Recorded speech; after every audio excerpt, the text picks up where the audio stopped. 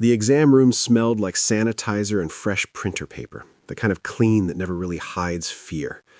I sat on the edge of the padded table in my gray t-shirt, elbows on my knees, trying to make my hands stop shaking. A blood pressure cuff waited on the counter like a verdict. Through the thin wall, I could hear Mia humming in the waiting area, coloring in silence. She was 5 years old, too quiet for 5. The state letter was folded in my back pocket. Physical and mental fitness assessment required by Friday.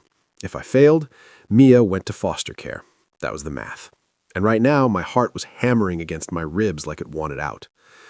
"Deep breath," Elena Rossetti said. She rolled her stool closer, calm and all business. White uniform, stethoscope around her neck, tablet in her hand. The clinic light was brutal, but she still somehow looked warm. Dark hair pulled over one shoulder, eyes that didn't flinch when people got scared.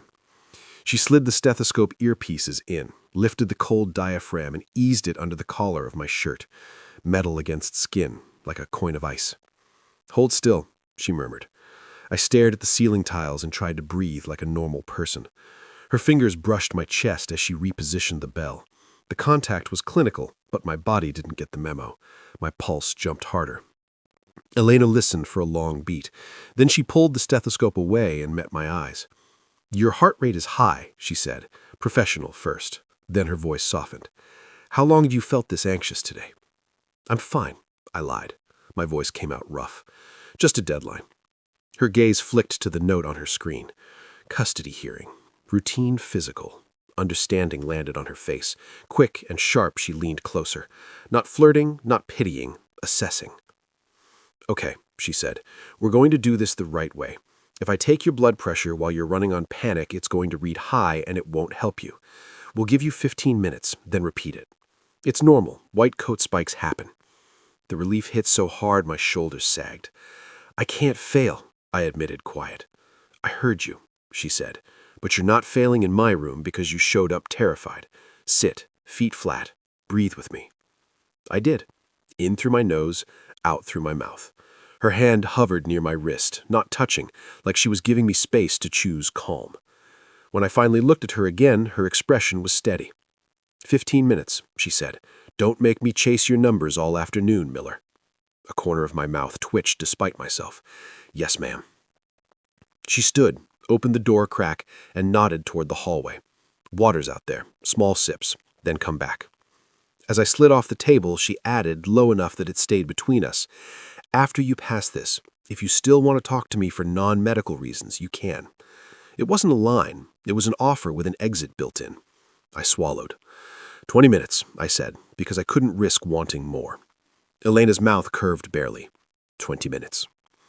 I spent the next 19 minutes in the hallway, splashing cold water on my face and watching Mia. She was small for 5, legs swinging from the plastic chair, coloring a picture of a house with a black crayon. My sister's kid. My sister was gone, my brother-in-law was gone, and I was the only thing standing between Mia and a system that chewed up kids like her. I was a contractor. I built structures. I fixed foundations. I didn't know how to fix a grieving child, but I had to try. Sam, my foreman, sat next to her, looking uncomfortable in his dusty work boots. "You look like you're gonna hurl, boss," Sam said, not looking up from his phone. "Blood pressure," I muttered, drying my face with a rough paper towel. "If I don't pass, Higgins, the social worker, will have a field day. She already thinks a single guy with a 60-hour work week is suboptimal placement." Quote, "You're the only placement," Sam said, his voice hard. "You got this." I didn't feel like I had it. I felt like a fraud in a gray t-shirt. I walked back toward the exam room. The door was cracked open. I heard a cold, nasal voice full of authority. "Nurse Rossetti, why is the patient in room 4 still not processed? We are backed up to the ER." I stopped. Through the crack, I saw a tall man in a pristine lab coat looming over Elena. Dr. Marcus Thorne, the new administrator. Was the guy who signed the checks for the renovation I was working on. And he was a nightmare. He treated the hospital like a factory and the nurses like cogs. Patient needed a repeat reading after rest. "Dr. Thorne," Elena said smoothly. She didn't flinch, but I saw her hand tighten around her tablet. "I'm finishing a second check. "You are on probation, Elena," Thorne said, his voice low and dangerous. "Your patient satisfaction scores are high, but your efficiency is abysmal. You spend too much time holding hands.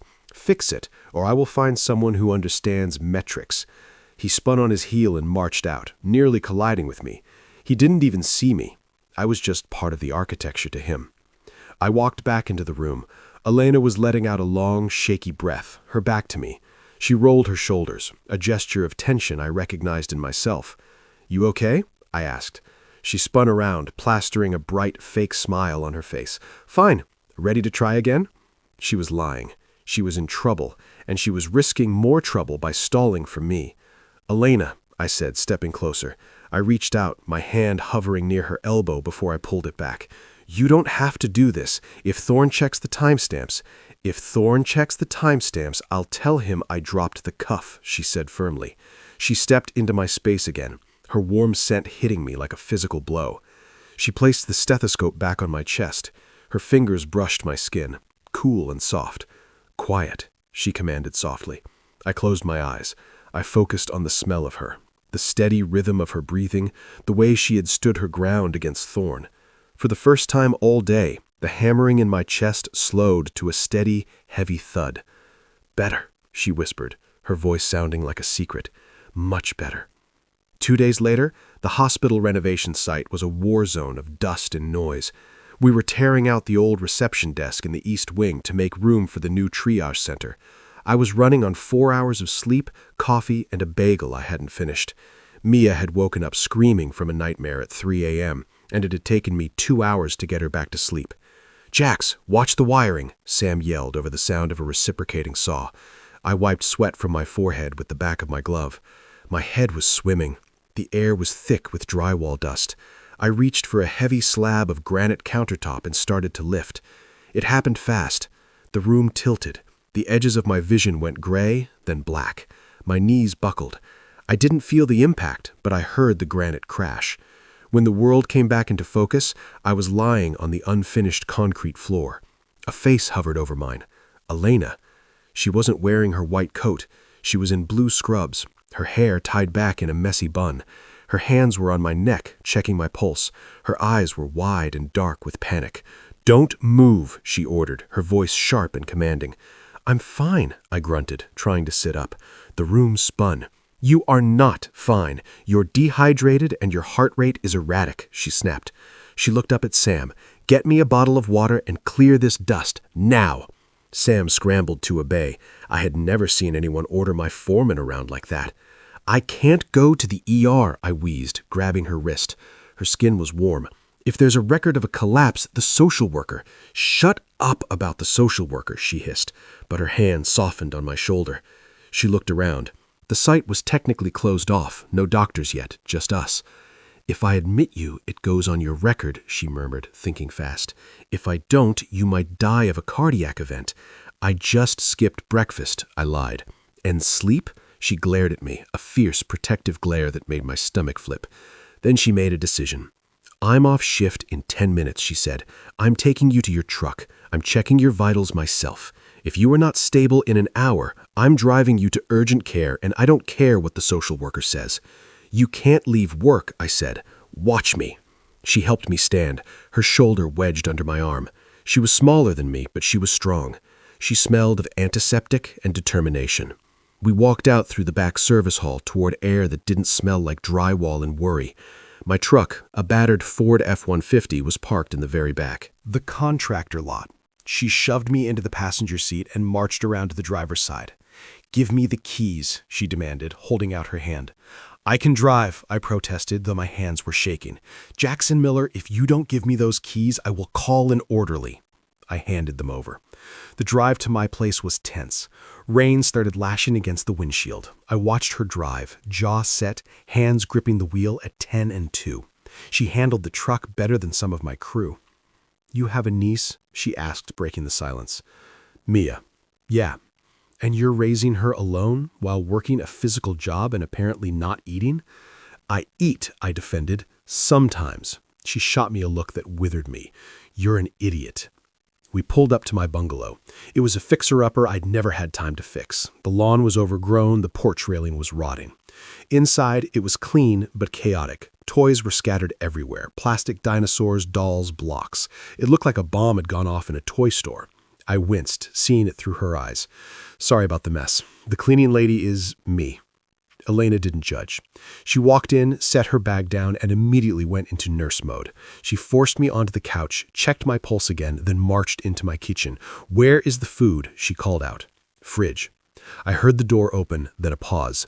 "There is beer, half a jar of pickles, and is this a juice box? Mia likes them." She appeared in the doorway holding the pickles. "You cannot survive on pickles, Jax. I was going to the store tonight." "Sit," she ordered. "Do not move." She started rummaging through my cupboards. She found pasta and a jar of sauce. Within minutes, the smell of garlic and basil filled the stale air of the house. Pots clattered, water bubbled. It was a domestic sound I had never heard in this place. I watched her from the couch. She was efficient and graceful. She was saving me, and I hated it. I was the protector. I was the one who fixed things. I wasn't supposed to be the charity case. "You don't have to do this," I said, my voice rough. "I'm just a job site accident you're trying to manage." She turned, spoon in hand. Her eyes were soft, unguarded for a second. "You're not a job site, Jax," she said quietly, "and I'm not doing this for the hospital." The silence that followed her words was heavy. She turned back to the stove, stirring the sauce like it was the only thing holding the house together. The smell of garlic and basil wrapped around us, warmer than the old heater ever managed to be. We ate at the scratched kitchen table. Mia was at Sam's for the afternoon, so it was just us. Elena made me drink 2 big glasses of water and pushed half the pasta onto my plate. "Eat," she said. "Yes, ma'am," I muttered, and she gave the smallest smile.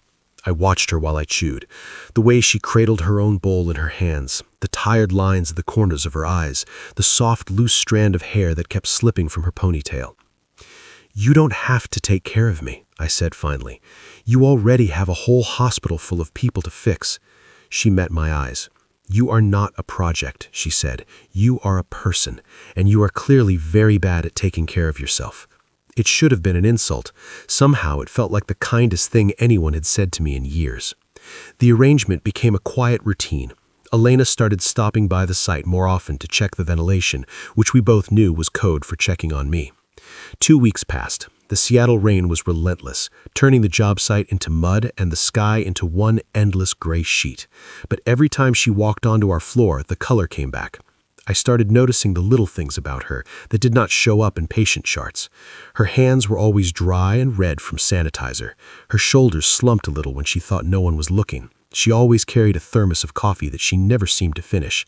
She would walk with a clipboard, eyes scanning the room, and even when she pretended she was there for airflow readings, I could tell she was really counting how many hours I had been on my feet. So I did the one thing I knew how to do. I fixed things. The first time it was something small. It was late, the sky already dark. I was heading to my truck after a long shift when I saw her in the staff lot standing by a small sedan with the hood up. She was digging through her bag with short, sharp movements, frustration written all over her face. I got closer and saw it. One headlight out, the other barely cutting through the rain. She jumped when she saw me. "Don't," she said right away. "You're gonna get soaked." "I'm already soaked," I answered, pulling my hood up. "This takes 5 minutes." "You don't have to," she said, but her voice was softer now. "I know," I said. I grabbed my toolbox from the truck and popped her hood. The rain ran down the back of my neck, but my hands moved on autopilot. I had swapped out 100 bulbs before. This was easy. She stood under the edge of her umbrella, watching. In the dark, the parking lot lights threw gold over her face. She looked tired to the bone. When the new bulb clicked into place and the headlight came on bright and clean, she let out a long breath like she had been holding it all day. "Thank you," she said quietly. "Drive safe," I replied. I stepped back, closing the hood, careful not to brush against her. There was a line between us, and I could feel it like a live wire. She gave me a look that said she noticed that I kept that line there, a look that said she was both grateful and frustrated by it. The second time I stepped in, it was not small. Thorne scheduled a surprise walkthrough of the East Wing project. It was the kind of visit that was not about safety. It was about control. He arrived with a clipboard and 2 people in suits who had probably never stepped on a muddy site in their lives. They pointed at dust like it was toxic waste. "Your containment is unacceptable," Thorne said, his voice sharp enough to cut. "If this area fails inspection, I shut it down and your contract gets reviewed." I saw Sam's face go pale. Delays meant penalties. Penalties meant less money. Less money meant Mia's daycare bill did not get paid, and groceries went on a credit card. Then Elena walked in with a respiratory therapist, holding a clipboard of her own, checking the ventilation logs like she had promised she would. Thorne's gaze snapped to her. "Nurse Rossetti," he said, voice calm in a way that made my skin crawl. "Still bleeding minutes for feelings." Elena did not flinch. "Ventilation is within spec," she said. Her tone was even, professional. "I am here to make sure the dust levels stay safe for patients and staff. And I am here to make sure this hospital does not drown in overtime and wasted payroll," Thorne said. He turned to the 2 suits. "Some staff do not understand priorities." He was trying to humiliate her in front of everyone, in front of my crew, in front of the suits. Something in me snapped. "Dr. Thorne," I said. My voice came out steady, too steady.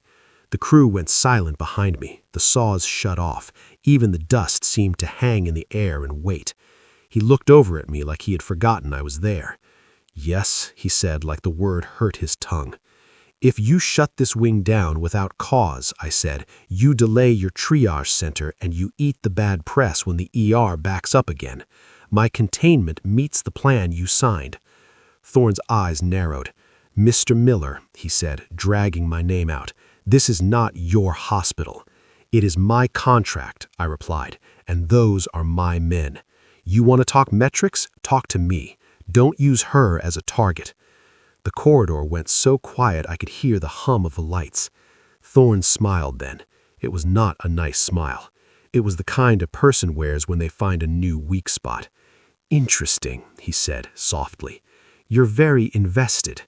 He looked between Elena and me like he was lining up dominoes in his mind. "Make sure your documentation is flawless, Nurse Rossetti," he added, and then he turned and walked away with his suits trailing after him. Nobody moved until he was gone. Elena let out a slow breath. "You should not poke him," she murmured, coming closer. "He keeps records for sport." "I don't care," I said. Then I corrected myself because I did care.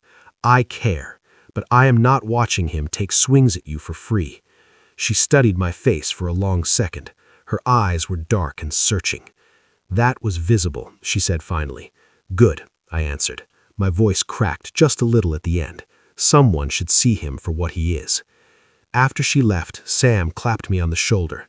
"Boss," he muttered, half impressed and half scared. "That guy is gonna come for you." "Let him," I said. But my stomach tightened because I knew it was true. Thorne did not forget challenges, and now the fight was not just about Mia and the house and the contract. Now the stakes were Elena too. It was a Tuesday evening when things shifted. I was at home trying to fix the leaky faucet in the bathroom before the social worker's home inspection on Thursday. Mia was in the living room watching cartoons. The pipes groaned every time I turned the wrench, and water kept dripping into the sink in a steady, annoying rhythm. There was a knock at the door. I wiped my hands on a towel and went to open it. Elena stood there holding a casserole dish. The smell of cheese and tomato hit me before her voice did. "Lasagna," she said. "Leftovers. Too much for one person." "You don't have to move, Miller." She walked past me like she had always belonged there. She didn't just drop off the food and leave. She saw Mia. Mia was shy, traumatized, and usually scared of strangers, but Elena didn't rush her. She didn't bend over her or ask loud questions. She just sat down on the floor, ignored me, and started stacking blocks like it was the most important job in the world. "This one is crooked," Elena whispered to the blocks. Mia giggled. "No, it's a tower." I watched from the kitchen doorway with a lump in my throat. Elena didn't push. She didn't pry. She just stayed there on the floor, letting Mia decide when to trust her. She had a kind of magic with her. Gentle, patient, steady, everything I was not. My attempts at parenting were rough and clumsy. I could build a house from the ground up, but I had no idea how to rebuild a child's sense of safety. Later, after Mia was finally asleep, Elena found me under the bathroom sink cursing at a stubborn wrench. "Here," she said, handing me a towel. She sat on the edge of the tub, watching me work. The space felt small and close. Her knee was a few inches from my shoulder. The smell of her vanilla perfume mixed with the metallic scent of old pipes. "You're good with her," I said, tightening a bolt. "She's a sweet kid," Elena said. "She just needs to feel safe." "I'm trying," I said, sliding out from under the sink.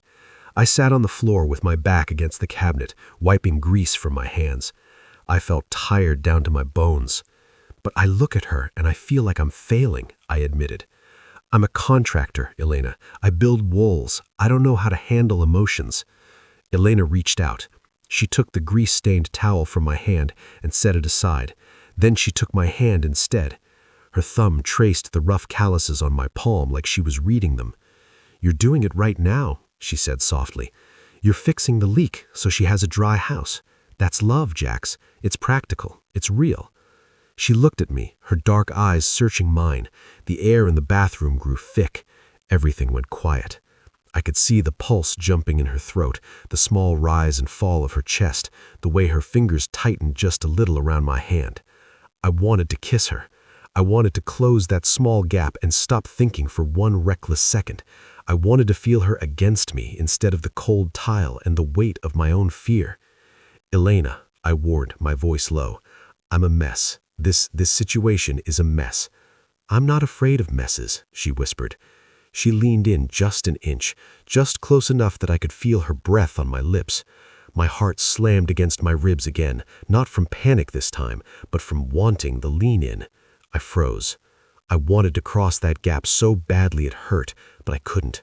The picture of Thorne's face flashed in my mind, the social worker's file, the custody hearing. If I got involved with her and Thorne found out, if Higgins found out I was romantically involved with the woman who signed my medical forms, they could twist it. They could say conflict of interest, say I lied, say I manipulated the system. I pulled my hand away gently, but it felt brutal. "I can't," I said, "not until the custody is settled." Hurt flashed in her eyes fast and sharp before she could hide it. Then she covered it with a nod, like she was pulling a mask back on. "Right," she said, standing up and smoothing her scrubs. "Of course." Practical. She turned, walked out of the small bathroom, and a moment later I heard the front door open and close. The house felt colder than it ever had before. The home inspection was a disaster waiting to happen. Mrs. Higgins showed up 20 minutes early, rain on her coat, clipboard in hand like a weapon. The house was clean thanks to a panic cleaning session I had pulled at 4 in the morning, but Mia was having a full meltdown because she could not find her favorite stuffed rabbit. "Mr. Miller," Higgins said, standing in the doorway. She looked like a vulture in a raincoat. "Is this a bad time?" "No, she's just—" I was sweating through my shirt. "We lost the toy." "Emotional instability is a concern," Higgins muttered, already writing something down on her form. My heart started pounding again. I could feel the custody slipping away, one note at a time. Then the front door opened. Elena walked in. She was not in scrubs. She was wearing jeans and a soft cream sweater. Her hair was loose around her shoulders. She looked like she belonged in my doorway, like she lived there. "Hey, honey," she said to me, easy and warm. Before my brain caught up, she stepped close and kissed my cheek, a quick, warm press of her lips that short-circuited my thoughts. She turned to Higgins. "I'm Elena, family friend," she said smoothly. "And look what I found in the dryer." She pulled the stuffed rabbit out of her tote bag. She must have seen it there last time she was over. Mia gasped. "Bunny!" The tension in the room snapped. Mia ran over, grabbed the rabbit, and hugged Elena's leg like she had done it 100 times. Higgins blinked. "I was not aware there was a female influence in the household," she said. "I'm around a lot," Elena lied without missing a beat. Her hand rested on my lower back, warm through my shirt. "Jax is very community-oriented." Higgins softened. I saw it happen. The lines in her face eased. "I see," she said. "Stability is key, Mr. Miller. A support system makes a big difference." For the next hour, Elena played the part like she had trained for it her whole life. She made tea. She asked Higgins polite questions. She laughed at my weak jokes. She helped Mia with a puzzle at the table. She made us look like a functional, happy unit, instead of two broken people and a scared child trying to glue a life together. When Higgins finally left, saying we had passed inspection, I closed the door and leaned my forehead against it. My legs felt weak. "You saved me," I said. Elena was in the kitchen, washing a mug. She did not turn around. "She was going to mark you down for lack of support," she said. I walked up behind her. I did not touch her, but I stood close enough to block the draft from the old window. "Why?" I asked. "Why put yourself on the line like that? If she checks, if she finds out, we're not—" Elena turned off the tap and spun around. Her eyes were wet. "Because you're a good father, Jax," she said. Her voice shook. "And because—" She took a shaky breath. "Because I hate going home to an empty apartment knowing you're here struggling alone." I could not hold back anymore. I reached out and tucked a loose strand of hair behind her ear, my rough fingers brushing her soft skin. "Elena," I said, her name rough in my throat. "Jax," she answered. I did not kiss her. I pulled her into my chest and held her. I wrapped my arms around her and buried my face in her hair. It was not about heat. It was about holding on, about not falling. She let out a small sob and melted into me, gripping the back of my shirt. We stood there, in the kitchen, holding each other up. Two lonely people fitting together like jagged puzzle pieces that somehow found a match. The happiness lasted 3 days. I was at the hospital site, supervising the install of the new reception desk. For once, I felt good. I had passed the physical, thanks to Elena. I had passed the home inspection, thanks to Elena. For a few days, the future felt like something I might actually reach. Then I heard shouting from the administrative office down the hall. "This is a gross violation of protocol, Miss Rossetti," Thorne's voice snapped.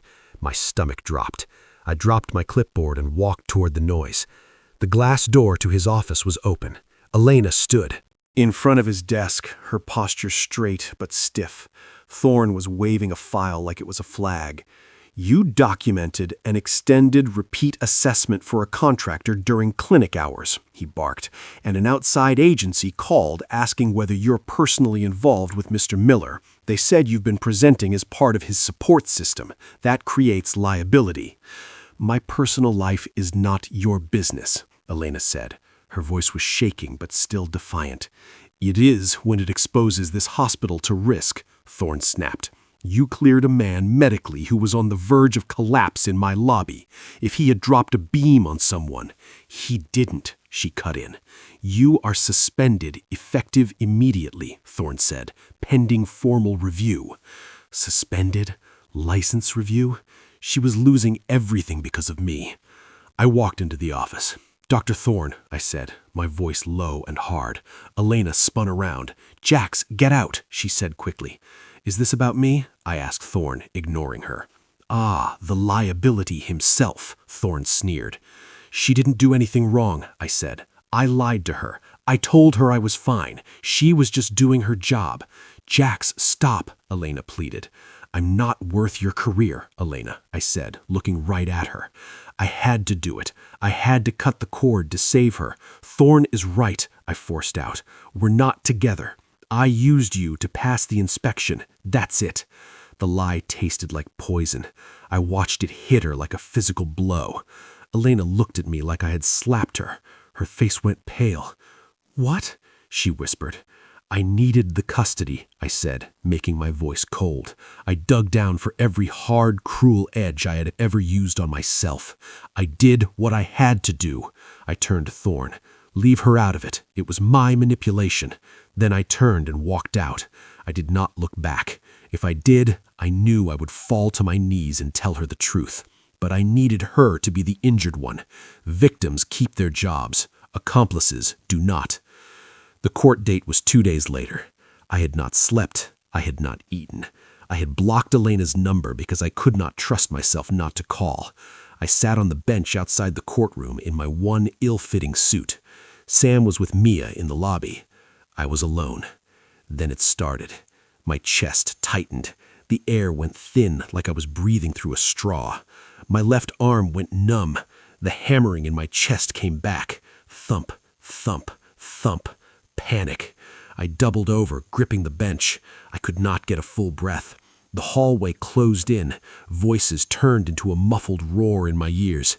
If I went down here, if they took me to the ER, I would miss the hearing. I would lose Mia. Breathe, you idiot, breathe. I couldn't. Jackson. The sound of fast footsteps on marble, the sharp click of heels, then her voice. Jax. Alana skidded to a stop in front of me, raincoat dripping, hair damp from the storm outside.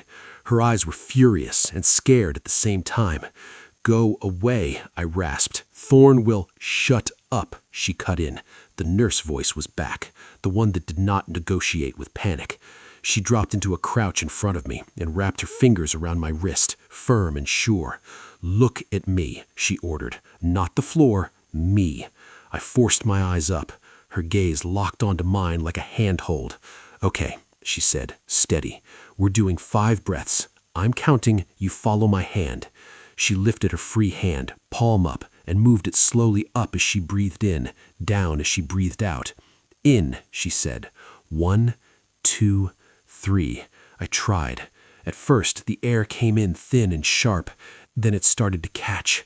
Out, she said. Good. Again. She kept counting. Her voice was low and even.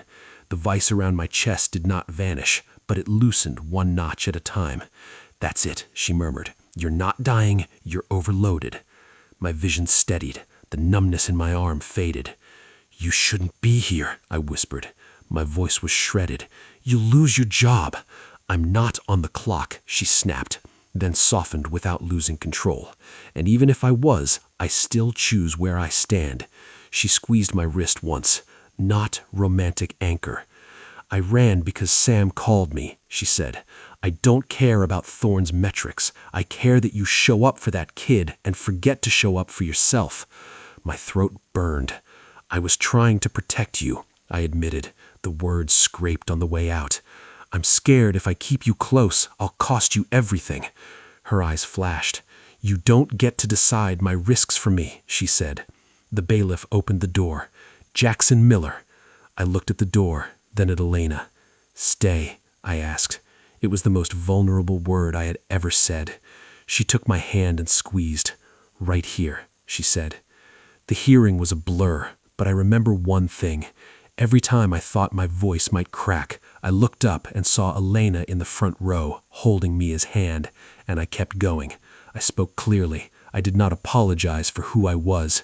I told the truth about our life, about long shifts and cheap dinners, and the way Mia laughed in her sleep when she finally felt safe. When the gavel came down and the judge said, quote, custody granted, I did not cheer. I just sat down and put my face in my hands. We walked out into the lobby. The rain outside had finally stopped. I turned to Elena. Thorne. I resigned this morning, she said. My head snapped up. What? I handed in my letter before I ran here, she said. There was a small tremor in her hands. I'm not working for a man who treats patients like numbers.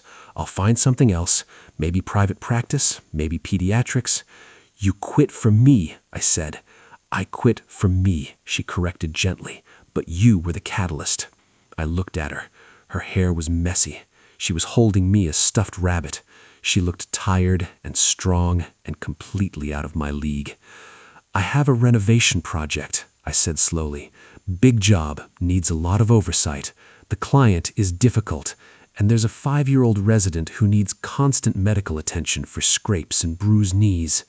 She smiled, then a slow, bright smile that lit up the dull hallway. Does it pay well? She asked. Terrible pay, I said, stepping closer.